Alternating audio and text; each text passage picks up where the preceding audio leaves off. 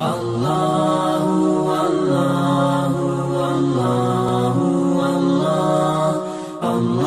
قرآن میں بھی بیان کی گئی ہے اور حدیث پاک میں بھی بیان کی گئی ہے۔ صحابہ کرام کے درمیان بھی ایسے معاملات ہوئے کہ نبی علیہ الصلاۃ والسلام نے ان کے درمیان خلا کا معاملہ فرما دیا ہے۔ قرآن پاک میں اللہ رب العزت نے سورہ بقرہ کی آیت نمبر 229 میں یہ بات ارشاد فرمائی کہ اگر لڑکی اور لڑکے کو یہ خوف ہو کہ وہ آپس میں اللہ کی حدود کو قائم نہیں کر پائیں گے، یعنی ایک دوسرے کے حقوق ادا نہیں کر پائیں گے، آپس میں ناچاکیاں، نا اتفاقیاں، اختلافات چلتے رہیں گے، تو اس صورت میں اگر غلطی لڑکی کی طرف سے ہے تو لڑکے کو تو ویسے ہی اختیار ہے کہ وہ طلاق دے سکتا ہے، لیکن اگر غلطی لڑکے کی جانب سے ہے اور لڑکا طلاق نہیں دے رہا ہے، ظلم و ستم کر رہا ہے، مار دھاڑ کرتا ہے، نقصان پہنچاتا ہے، شراب کا عادی ہے، اگر ان معاملات میں گئے تو لڑکی اپنا کیس دائر کرتی ہے اور وہاں پر قاضی صاحب دیکھتے ہیں کہ ہاں یہ واقعی لڑکی حقدار ہے اور لڑکا اس پر ظلم و ستم کرتا ہے، تو اللہ رب العزت نے فرمایا کہ یہ اپنا مال دے کر، اپنا مہر دے کر اپنے آپ کو چھڑا سکتی ہے، جان چھڑوا سکتی ہے۔ تو خلا کا ذکر قرآن پاک میں سورہ بقرہ کی آیت نمبر 229 میں موجود ہے۔ اسی طرح کئی کتب حدیث میں یہ روایت موجود ہے، ثابت بن قیس رضی اللہ تعالیٰ عنہ، یہ ایک صحابی ہے، ان کی زوجہ تھی، انہیں کچھ شکایت تھی ان سے، جس کی وجہ سے یہ ان کے حقوق صحیح طریقے سے ادا نہیں کر پا رہی تھی، تو انہوں نے نبی کریم صلی اللہ علیہ وسلم کی بارگاہ میں آ کر شکایت کی، عرض کی یا رسول اللہ صلی اللہ علیہ وسلم، میں ثابت کے کوئی عیب وغیرہ تو آپ کے سامنے بیان نہیں کر رہی، نہ کوئی دینی اعتبار سے وہ غلط ہیں، نہ دنیاوی اعتبار سے وہ غلط ہیں، لیکن میرے دل میں ان کے لیے محبت نہیں آ رہی ہے، یعنی میں ان کے حقوق ادا نہیں کر پا رہی ہوں، اور میں نہیں چاہتی کہ اسلام لانے کے بعد وہ کفر والی ہم زندگی گزاریں، یعنی کفر کی زندگی میں جو تھا ایک دوسرے کے حقوق کا خیال نہ کرنا، چھوٹے بڑے کا ادب نہ کرنا، شوہر کو شوہر نہ سمجھنا یا شوہر کا بیوی کو بیوی نہ سمجھنا، میں ان معاملات میں نہیں پڑنا چاہ رہی، اسلام لانے کے بعد میں اسلامی تعلیمات پر عمل کرتے ہوئے زندگی گزارنا چاہتی ہوں، تو میں چاہتی ہوں کہ آپ میری علیحدگی کروا دیں۔ نبی علیہ الصلاۃ والسلام نے حضرت ثابت بن قیس رضی اللہ تعالی عنہ کو بلوایا، تو آپ نے ان سے ارشاد فرمایا اتردین علیہ حدیقتہ، یعنی ان خاتون کو ارشاد فرمایا، ثابت بن قیس کی زوجہ کو، اچھا تم اگر ان سے علیحدگی چاہتی ہو تو مطالبہ تو لڑکی لے کر آئی تھی، تو نبی علیہ الصلاۃ والسلام نے پوچھا کہ کیا وہ جو باغ بطور مہر انہوں نے تمہیں دیا تھا تم وہ واپس کر سکتی ہو؟ تو انہوں نے کہا کہ نعم، جی واپس کر سکتی ہوں۔ قال رسول اللہ صلی اللہ علیہ وسلم اقبل الحدیقہ، فرمایا کہ ٹھیک ہے وہ باغ انہیں واپسی کر دو، وطلقها تطلیقۃ، اور پھر تم ان کی جان چھوڑ دو۔ یعنی نبی علیہ الصلاۃ والسلام نے دونوں کو سامنے بٹھا کر یہ بات پوچھی کہ انہیں شکایت ہے تم سے، تو اگر خاتون سے پوچھا کہ جو باغ بطور مہر تمہیں انہوں نے دیا تھا، ثابت نے دیا تھا، تم وہ واپسی دے سکتی ہو انہیں؟ انہوں نے کہا جی حضور دے سکتی ہوں۔ تو نبی علیہ الصلاۃ والسلام نے پھر ان کے درمیان علیحدگی کروا دی۔ یہاں پر یاد رکھ لیجئے کہ اس حدیث سے خلا کا معاملہ ثابت ہوتا ہے، اور نبی علیہ الصلاۃ والسلام نے ان کے درمیان مال کے بدلے میں علیحدگی کروائی ہے۔ قرآن پاک میں بھی لفظ کہا تھا فی مفتدت بھی، فدیہ دے دے، مال دے دے عورت، اس حدیث پاک میں بھی عورت سے مال لے کر ثابت کو دیا گیا جو صحابی ہیں، اور پھر نبی علیہ الصلاۃ والسلام نے ان دونوں کے درمیان تفریق کر دی ہے۔ یہ بخاری شریف کے الفاظ میں نے آپ کے سامنے پڑھے گئے۔ اب یہاں پر ایک معاملہ آتا ہے کہ پہلی بات تو یہ سمجھ لیجئے کہ خلا کا ذکر قرآن میں بھی موجود ہے اور احادیث میں بھی موجود ہے، اور یہ عرصہ دراز سے چلتا ہوا آ رہا ہے، تو اس پر اجماع مسلمین بھی ہے کہ یہ چیز اللہ رب العزت نے اگرچہ طلاق کا اختیار بنیادی طور پر مرد کے پاس رکھا گیا، لیکن ایک درجہ لڑکی کو بھی اجازت دی ہے کہ اگر اس کو کوئی شکایت ہے تو وہ بالکل اس کا اظہار کر سکتی ہے، اور اگر وہ جان چھڑانا چاہتی ہے تو شریعت نے اسے بھی اختیار دیا گیا کہ اگر لڑکا ظالم ہے، لڑکا جابر ہے اور نشہ استعمال کرتا ہے، نقصان پہنچاتا ہے باڈی کو، تو پھر اس طریقے سے شریعت نے کہا کہ تم فدیہ دے کر، مہر معاف کر کے، یا مہر اگر لے چکی ہو تو وہ واپسی دے کر اس سے اپنی جان چھڑا سکتی ہو۔ تو یہ بات قرآن میں بھی موجود ہے اور حدیث پاک میں بھی موجود ہے۔ نبی علیہ الصلاۃ والسلام نے یہ بات ثابت بن قیس کے درمیان فرمائی تھی۔ اسی طریقے سے ربیع بنت معوذ، ان کا واقعہ بھی ہوا اور ان کے درمیان بھی علیحدگی کروا دی گئی، اور ان کی روایت بھی، یہ روایت بھی کئی کتابوں میں موجود ہے، اور ان کے درمیان بھی جو ہے وہ علیحدگی کروا دی گئی۔ عثمان غنی کے دور میں بھی یہ سامنے بات آئی تو عثمان غنی نے بھی فرمایا تھا کہ ان کے درمیان علیحدگی کروا دی جائے، اور عثمان غنی نے یہ الفاظ فرمائے تھے وَلَا مِيرَاثَ بَيْنَهُمَا، ان دونوں کے درمیان کوئی میراث نہیں ہوگی، وَلَا عِدَّةَ عَلَيْهَا، اور کوئی عدت بھی نہیں ہے، إِلَّا أَنَّهَا لَا تَنْكِحُ حَتَّى تَحِيضَ حَيْضًا، ہاں یہ کہ ایک حیض گزار کر تم پھر کہیں اور نکاح کر سکتی ہو، یعنی عثمان غنی کے فیصلے کے مطابق، اور یہی روایت مرفوعاً نبی علیہ السلام سے بھی آ رہی ہے۔ اب جو خلا واقع ہوا ہے تو اس کے نتیجے میں اب روایات ایسی آ رہی ہیں کثیر کہ جس میں یہ ثابت ہوتا ہے کہ خلا جو ہے وہ باقاعدہ ایک فسخ نکاح ہے،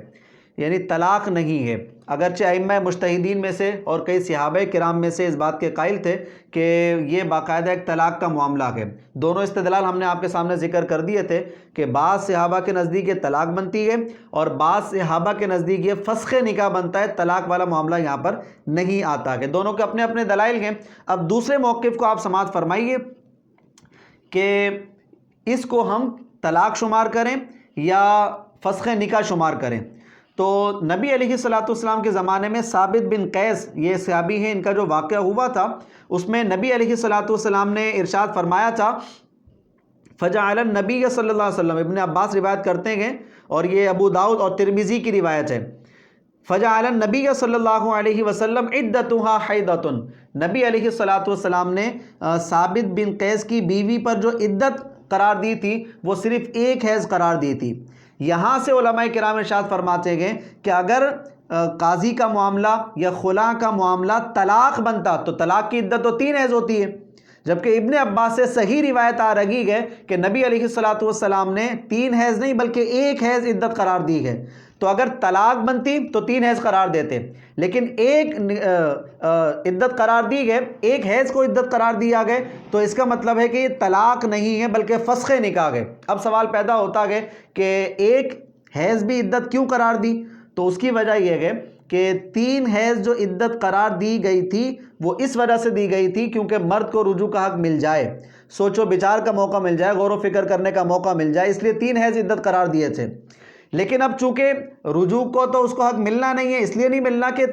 خلا کے خلاف ہے، قاضی صاحب فیصلہ کریں ہاں بھی تمہارے درمیان تفریق ہو گئی، فسخ نکاح ہو گیا، ختم ہو گئے، جاؤ، تو اگر مرد کے پاس اب بھی رجوع کرنے کا اختیار ہوگا تو وہ تو اگلے ہی لمحے رجوع کر لے گا، اس طریقے سے تماشا بن جائے گا۔ لہذا خلا میں رجوع کا حق تو نہیں ہوتا۔ جب رجوع کا حق نہیں گئے، اب جو عدت گزروائی جائے گی وہ فقط استبراء رحم کے لیے گزروائی جائے گی، یعنی اس کے پیٹ میں سابقہ شوہر کا کوئی بچہ تو نہیں ہے، اولاد تو نہیں ہے، نطفہ تو نہیں ہے، بس اس لیے عدت گزروائی جاتی ہے۔ اس لیے نبی علیہ السلام نے 1 حیض عدت قرار دی ہے۔ تو اس روایت سے بھی پتہ چلتا ہے کہ نبی علیہ السلام نے جو ثابت بن قیس کا معاملہ فرمایا تھا وہ معاملہ فسخ نکاح ہوا تھا، نبی علیہ السلام نے فسخ نکاح شمار کیا تھا اور یہاں پر حضور نے طلاق شمار نہیں کی تھی، کیونکہ اگر طلاق شمار ہوتی تو 3 حیض عدت قرار دی جاتی، جبکہ حدیث پاک کے الفاظ ہیں جو ابن عباس سے آ رہی ہے عدتها حیضۃ، فرمایا کہ وہ ثابت بن قیس کی بیوی کو 1 حیض عدت گزارنے کا حکم ارشاد فرمایا تھا۔ اسی روایت کو امام ترمذی لاتے ہیں اور اس کے بعد ارشاد فرماتے ہیں وَاخْتَلَفَ أَهْلُ الْعِلْمِ فِي عِدَّةِ الْمُخْتَلِعَاتِ فَقَالَ أَكْثَرُ أَهْلِ الْعِلْمِ مِنْ أَصْحَابِ النَّبِيِّ صلی اللہ علیہ وسلم وغیرہم،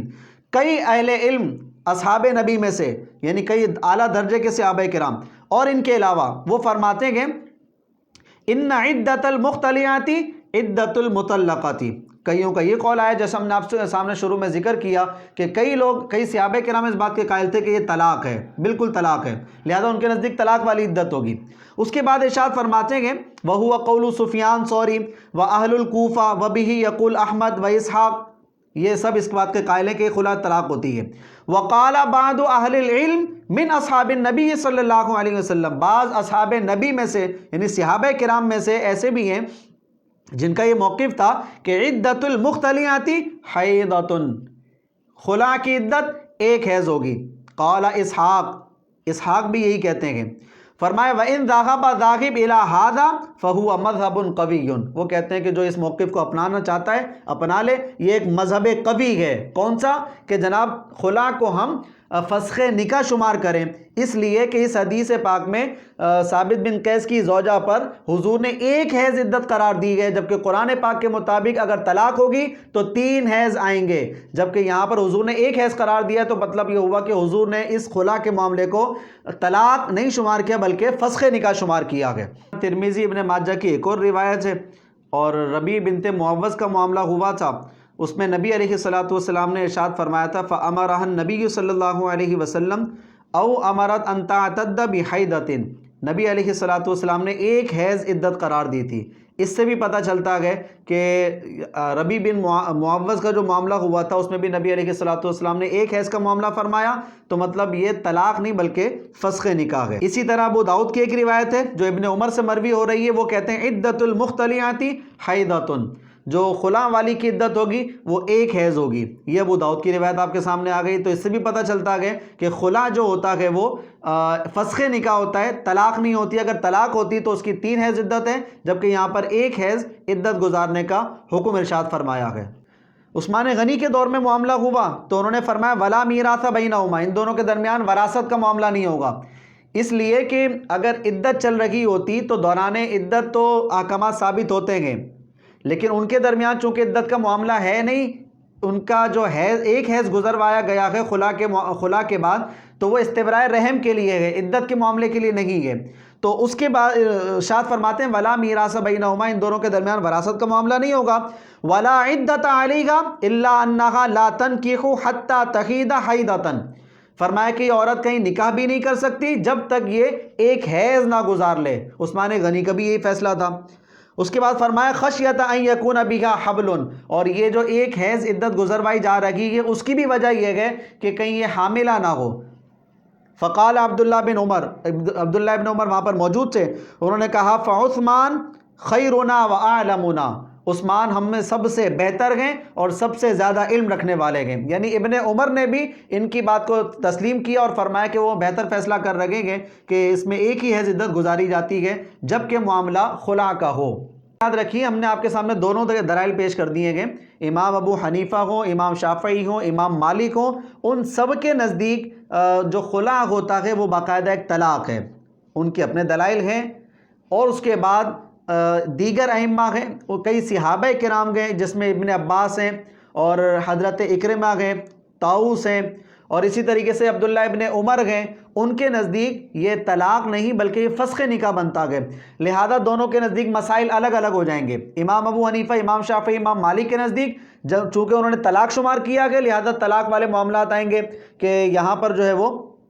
3 حیض عدت گزارنی ہوگی۔ اور اگر ان ائمہ کے اقوال لیتے ہیں جن کے نزدیک طلاق نہیں فسخ نکاح گئے تو ان کے نزدیک پھر ایک حیض عدت گزاری جائے گی جو حدیث پاک میں موجود ہے۔ اب ہمارے پاس جو روایتیں آ رہی ہیں نا وہ روایتیں زیادہ مطابقت میں لگتی ہیں ابن عباس کے قول کے، جس میں آ رہا ہے کہ ایک حیض کی عدت ہے۔ اس کی وجہ یہ ہے کہ نبی علیہ السلام نے جب ایک حیض فرمایا گئے تو ظاہر سی بات ہے ایک حیض گزارنا یہ طلاق کی عدت تو نہیں ہے، تو وہ ایک حیض جو وہ کس چیز کا گئے، تو وہ علماء کرام فرماتے ہیں کہ پھر اس کو ہم فسخ نکاح تسلیم کریں۔ فسخ نکاح میں عدت نہیں ہوتی چونکہ طلاق نہیں ہے، اللہ نے عدت طلاق پر رکھی ہے۔ ایک حیض بھی جو حضور نے گزروایا ہے وہ اس وجہ سے کہ کہیں حاملہ نہ ہو، ایک استبراء رحم ہو جائے گا ایک دفعہ میں، لہذا معاملہ کلیئر ہو جائے گا اور پھر یہ خاتون ایک حیض گزارنے کے بعد کسی دوسرے سے نکاح کر سکتی ہیں۔ یہ دونوں کے دلائل ہم نے آپ کے سامنے ذکر کر دیے تھے، اور ہمیں جو زیادہ بات سمجھ میں آتی ہے وہ ابن عباس کا فتویٰ زیادہ سمجھ میں آتا ہے، جو کہا کرتے تھے یہ طلاق نہیں ہے بلکہ یہ فسخ نکاح ہے۔ اب جیسے گھر میں بیٹھ کر بڑے بزرگ بیٹھ کر یہ کام کر لیتے ہیں اور وہ طلاق کا کہہ دیتے ہیں، یعنی خلا نامہ کر دیتے ہیں، بھائی لڑکی زیور دے دے یا پھر پیسہ دے دے، مہر معاف کر دے، گھر کے ہی لوگ آپس میں معاملہ ڈیسائیڈ کر لیتے ہیں اور یہ معاملہ کلیئر کروا لیتے ہیں۔ تو اس صورت میں تو پھر ہم یہ سمجھتے ہیں کہ یہ طلاق وہی امام ابو حنیفہ والی، امام شافعی والی ہوگی، کیونکہ گھر میں ہی بیٹھے ہوئے ہیں اور یہ خلا کا معاملہ قاضی کا ہوتا ہے، عام بندوں کا نہیں ہوتا ہے۔ تو گھر میں ہی معاملہ ہو گیا تو بالفرض ہم یہ سمجھتے ہیں کہ جتنے بھی ائمہ مجتہدین ہیں تینوں، اسی طرح کئی صحابہ کرام ہیں، شاید ان کی مراد یہی ہو کہ جو گھر میں معاملہ ہو رہا ہے وہ معاملہ فسخ نکاح نہیں ہو سکتا، وہ خلا نہیں کہلائے گا بلکہ وہ طلاق ہی کہلائے گی۔ اس کے بعد دیگر جو ائمہ مجتہدین ہیں یا صحابہ کرام ہیں، ابن عباس جیسے ہیں، عبداللہ ابن عمر ہیں، جن کے نزدیک یہ فسخ نکاح گئے، تو ان کے نزدیک قاضی والا معاملہ زیادہ سمجھ میں آتا ہے۔ بہرحال دونوں ہی قول ہم نے آپ کے سامنے ذکر کیے گئے۔ ہمارے مطابق ابن عباس کا قول زیادہ قوی لگتا ہے، اس پر دلائل زیادہ ہیں۔ اور آخری بات سماعت فرما لیجئے، ثابت بن قیس والی روایت جو ہم نے آپ کے سامنے ذکر کی ہے، جو بخاری اور دیگر کئی کتب میں موجود ہے، اس میں جب وہ آئیں خاتون تو نبی علیہ الصلوۃ والسلام نے فرمایا کہ کیا تم انہیں اپنا باغ واپسی کر سکتی ہو جو انہوں نے تمہیں بطور مہر دیا تھا؟ انہوں نے کہا بالکل واپسی کر سکتی ہوں۔ ثابت بن قیس کو بلوایا گیا اور نبی علیہ الصلوۃ والسلام نے تفریق کروا دی۔ یہاں پر علماء کرام نے بہت ہی پیارا نقطہ اٹھایا، اور وہ یہ اٹھایا کہ اس حدیث پاک میں آپ دیکھیے کہ ثابت کو بلوا کر حضور نے یہ نہیں فرمایا کہ دیکھ لو کہ تمہاری بیوی کے ایام پاکی کے ہیں کہ نہیں، اور تم نے پاکی کے ایام میں قربت تو نہیں کی ہوئی۔ یعنی جو طلاق کی شرائط ہیں، جو بات اللہ رب العزت نے بیان فرمائی ہے طلاق دینے کا طریقہ، اس کا خیال نہیں کیا نبی علیہ الصلوۃ والسلام نے۔ اگر یہ طلاق واقع ہو رہی ہوتی تو پھر ثابت کو بلوا کر، یا اس سامنے جو موجود تھی خاتون ثابت بن قیس کی زوجہ، حضور انہی سے فرماتے پاکی کے ایام میں ہو، یا اگر پاکی کے ایام میں ہو تو قربت تو نہیں ہوئی تمہارے درمیان۔ اگر یہ سارے معاملات حضور پوچھتے تو ہم سمجھتے شاید طلاق ہے، لیکن چونکہ حضور علیہ الصلوۃ والسلام نے اس کا خیال نہیں کیا، اس سے سمجھ میں آتا ہے کہ معاملہ طلاق کا نہیں بلکہ فسخ کا ہے۔ فسخ میں اس بات کی ضرورت نہیں ہوتی کہ عورت پاک ہے یا ناپاک ہے، اس میں کوئی مسئلہ نہیں ہوتا، کیونکہ اس کے بعد ایک ہی حیض گزارنا ہوتا ہے، طویل عدت کا کوئی معاملہ اس کے اندر ہوتا ہی نہیں ہے۔ اس لیے علماء کرام ارشاد فرماتے ہیں، یہ بھی ایک بہترین دلیل ہے کہ نبی علیہ الصلوۃ والسلام نے عبداللہ ابن عمر پر تو ڈانٹ ڈپٹ کی تھی اور آپ نے ناراضگی کا اظہار فرمایا تھا، معاملہ بڑا غلط تھا، تو معاملہ یہاں پر بھی غلط ہوتا، لیکن یہاں پر نہیں پوچھا، اس لیے کہ یہاں پر معاملہ طلاق کا نہیں بلکہ یہاں پر معاملہ قاضی کا تھا، فسخ کرنے کا تھا، اور فسخ کرنے میں پاکی اور ناپاکی کے ایام کے معاملے کو نہیں دیکھا جاتا ہے۔ اس لیے ہمارے نزدیک زیادہ تر صحیح قول ابن عباس کا لگتا ہے، اور دیگر بھی قول موجود ہیں، لیکن ابن عباس کا قول زیادہ سمجھ میں آتا ہے کہ اگر قاضی کے ذریعے خلا ہو رہا ہے تو وہ خلا فسخ نکاح شمار ہوگا، طلاق شمار نہیں ہو سکتا، چونکہ نبی علیہ الصلوۃ والسلام نے ثابت بن قیس والے معاملے میں ایک حیض کو عدت قرار دیا ہے۔ اگر یہ معاملہ طلاق کا ہوتا تو 3 حیض عدت گزارنے کا حکم ارشاد فرمایا جاتا۔ اللہ تعالیٰ ہم سب کو اللہ کے احکامات صحیح طریقے سے سمجھنے کی توفیق عطا فرمائے۔